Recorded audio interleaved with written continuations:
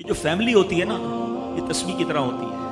اور ہم نے دیکھا ہے کہ یہ جو ہے نا تسبیح کے اوپر والا حصہ، یہ ماں باپ ہوتے ہیں. جب یہ چلے جاتے ہیں نا تو اپنے بھائی بہنوں کو جس طرح تسبیح کے دانے بکھرتے ہیں نا، اس طرح بکھرتے دیکھا ہے. جب تک ماں باپ ہیں پہلے تو ان کی برکتیں لینا، اور جب یہ چلے جائیں نا تو یہ دانے بکھرنے مت دینا، جوڑ کے رکھنا اپنی فیملی کو. یہ فیملی یہی تو پیار ہے زندگی میں.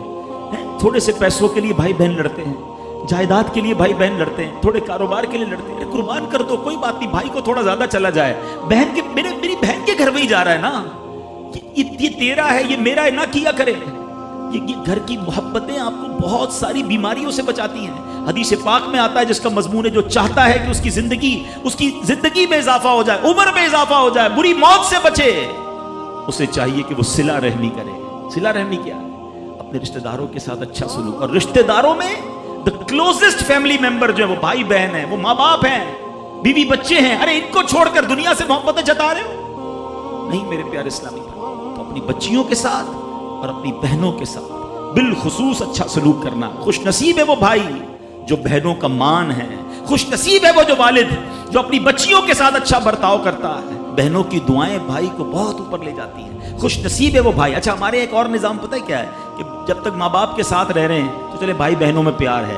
اب بھائی بہنوں میں شادی ہو گئی، سب کی شادیاں ہو گئیں اور ماں باپ چلے گئے، تو اب نارملی لوگ اپنی بہنوں کو اگنور کرتے ہیں. اب یار میں تو اپنی بیوی کو دیکھوں گا، اپنے بچوں کو دیکھوں گا، اپنی کمائی کو دیکھوں گا. نہیں، اب بھائی کا کام ہے کہ وہ والد کا کردار ادا کرے.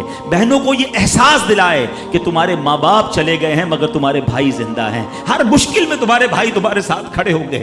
کبھی بہنوں کو یہ ریئلائز مت کرانا کہ وہ اکیلی کہیں کسی پرابلم میں ہو. وہ اکیلے میں سوچے کہ میرے ماں ہوتی تو میں ماں سے بات کر لیتی، باپ ہوتا تو میں باپ سے کہہ دیتی. بھائی کو کیا کہوں، وہ تو سنتا ہی نہیں ہے. ایسے بھائی آج بھی کہ بہنیں انہیں اپنا دکھ بھی شیئر نہیں کرتی ہیں، بلکہ بھائیوں کو پڑی ہی نہیں ہے بہن کدھر گئی. یہ مت کرنا. اگر تم اپنے ماں باپ کی روح خوش کرنا چاہتے ہو نا تو بھائی بہن جڑ کے رہو، بھائی بہنوں میں پیار رکھو. یہ پیسہ سب کچھ نہیں ہے. ارے جو کچھ میرے پاس ہے اگر میرا بھائی بہنوں پہ خرچ ہو جائے تو اس سے اچھی کیا چیز ہے.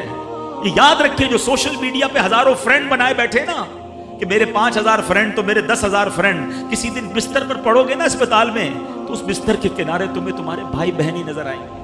سوشل میڈیا والا تمہارا جو سارے دن چیٹنگ جس کے ساتھ واٹس ایپ پہ لگے ہوئے ہو نا گروپ میں، کوئی نظر نہیں آئے گا. جب تمہارے گھر میں کوئی بچے کا پرابلم ہوگا، آدھی رات کو اگر تمہارے گھر کوئی آ کے تمہیں دلاسا دے گا تو تمہارے بھائی بہن ہوں گے. بہنوں کو حقیر نہ سمجھنا. یہ ان لوگوں کے لیے بھی درس ہے. اسلام جب نہیں آیا تھا نا تو بہنوں کے حقوق نہیں تھے، ان کو کوئی ورثے میں حق نہیں دیتا تھا، بہنوں کی شادیاں نہیں کرواتے تھے. مگر آج بھی کچھ قبائل سنا ہے ایسے ہیں، آج بھی بدبخت کچھ لوگ ایسے ہیں جو بہنوں کے حق دبا لیتے ہیں. ارے بہنیں تو غم گسار ہوتی ہیں، بہنیں تو بھائیوں کا مان ہوتی ہیں. ارے بہنیں ہوتی ہیں تو گھر میں رونق ہوتی ہے. ارے بہنوں کو عزت دیا کرو، بہنوں کو پیار دیا کرو. اللہ کے حبیب فرماتے ہیں ایسا بھی ہوا کہ کچھ لوگوں کی ماں باپ جلدی چلے گئے، اب بھائی پر بہنوں کا بوجھ ہے. ایک صحابی کے بارے میں آتا ہے ان کی 6 یا 7 بہنیں تھیں اور سبحان اللہ وہ اپنی بہنوں کو انہوں نے پالا، اپنی بہنوں کو باپ بن کر پالا. ان کے بالوں میں کنگھی بھی کرتے تھے. اور جب بہنوں کی شادیاں ہو گئیں، بہنیں بڑی ہو گئیں، اپنی شادی تاخیر سے کی اور شادی بھی کسی بیوہ سے کی. پوچھا گیا کہ کیوں بیوہ سے شادی کی؟